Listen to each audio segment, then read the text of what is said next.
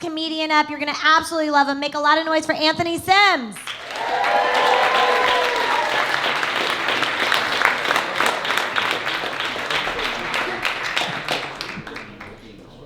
All right, let's try this out.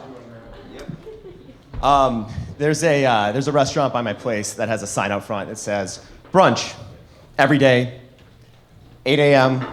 to 6 p.m. It's like, 9 a.m. to 6 p.m., that's a 9-hour window. That's not a meal window, that's a work day with a commute. I think we're getting a little loose with the term brunch here. Brunch to me is such a positive thing, right?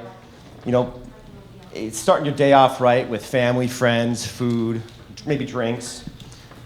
Imagine imagine the denial in someone's life walking into a 5 p.m. brunch. Like, sunset today, and I checked, it was 4:30. That means this person's walking into brunch 30 minutes after sundown looking to get a start to their day. It's like, I don't think eggs need to really be on the menu for you. I think you need to be looking at some life changes. I've been watching a lot of YouTube videos recently where they have like an expert come on and analyze a movie, see how accurate it is. They'll bring in like a police expert and he'll watch like Lethal Weapon. They'll be like, oh, I don't know if the cops would have done that.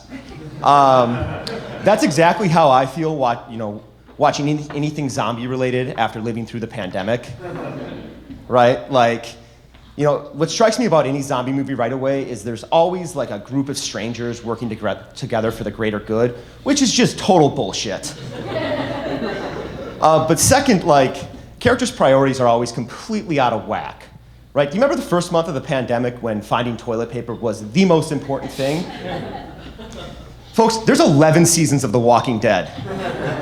That's 150 episodes. Not only is it not a major plot line, it's not a subplot line, it's not even mentioned. Look, I'll stay with you through the zombies, but don't insult my intelligence. I was watching the zombie movie World War Z with Brad Pitt, and the movie ends like this. Jerry and Segan reach the safe zone. A new vaccine is developed that lets people bypass the zombies. The end. It's like, really, Brad? We're just gonna go with zombie vaccine and everyone's just like, yay, science! No. Here's how that movie would really end, right? They reach the safe zone, a new vaccine is developed, and then there's just a cohort of people going, I don't know. What's in it? What are the side effects?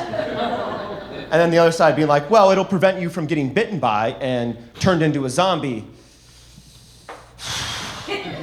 Isn't it really our choice if we're bitten by and turned into a zombie?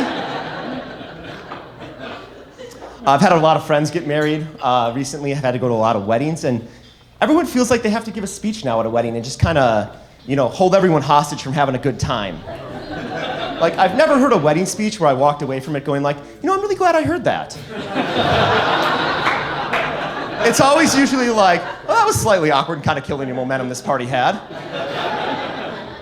I was at a wedding recently where after the maid of honor, the best man, and the groom's mom gave a speech, the bride's dad got up and gave a 20-minute speech.